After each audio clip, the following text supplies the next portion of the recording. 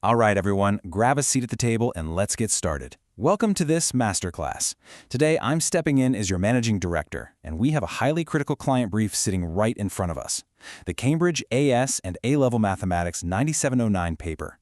Specifically, we are auditing your exact strategic approach to the quadratics discriminant and the nature of roots.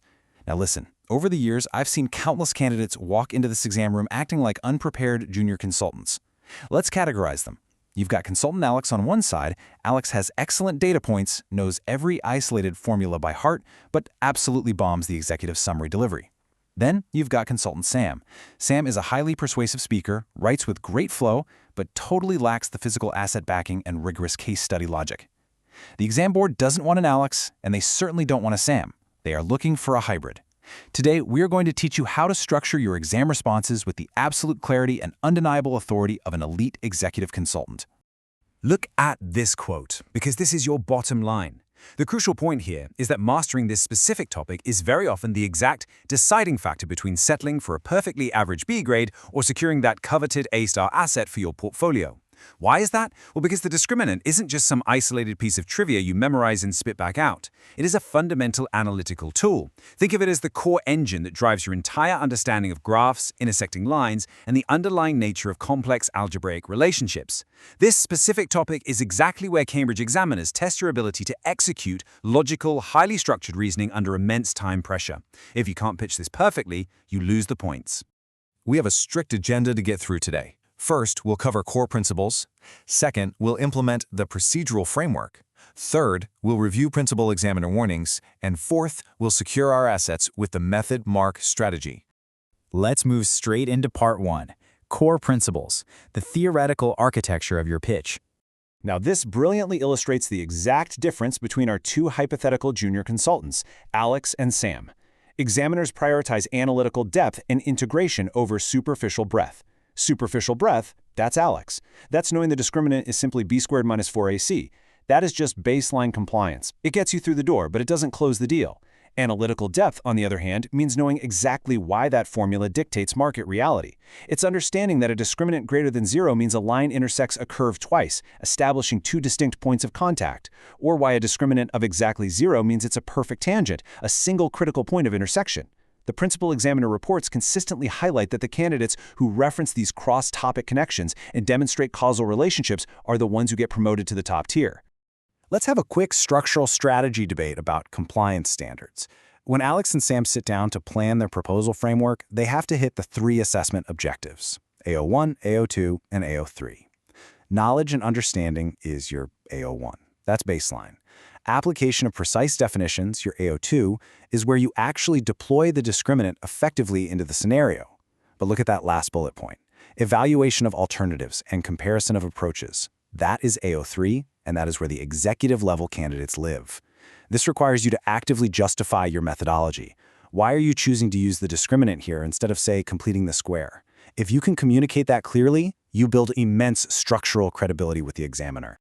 Moving on to part two, the procedural framework, where we build a systematic processing workflow.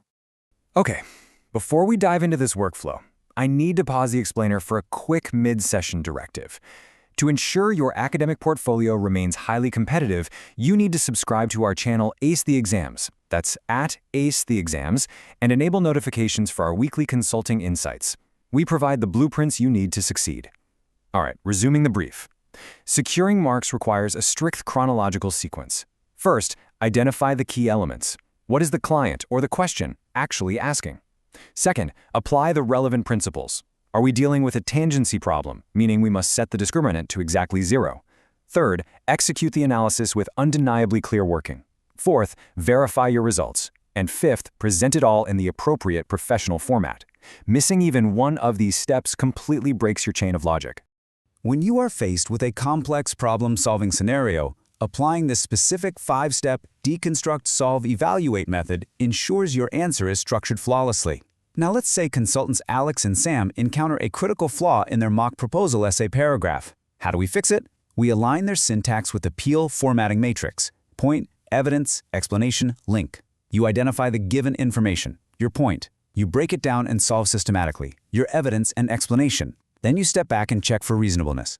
If you calculate that a physical geometry problem results in negative spatial roots, but the context strictly requires a positive measurement, you must catch that anomaly immediately. Finally, you make justified recommendations, explicitly linking the nature of the roots back to the initial scenario. Let's pivot to Part 3, Principal Examiner Warnings.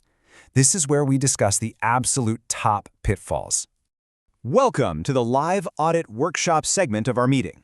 We have dug deep into the classified intelligence of the principal examiner reports, and they've identified exactly where candidates consistently bleed easy marks. We're going to run some live audience diagnostics right now to ensure you don't make these same critical errors on the floor. Let's run case 1. Imagine a 60-second visual timer is ticking down on the screen right now. You need to extract the highest value insights from this data block fast. Losing marks isn't just about bad mathematical calculations, it's about failing to present your logic. Let's do a risk assessment on these top 3 mistakes.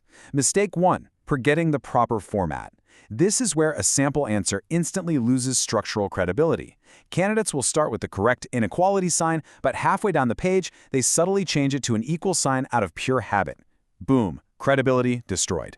Mistake 2, neglecting presentation.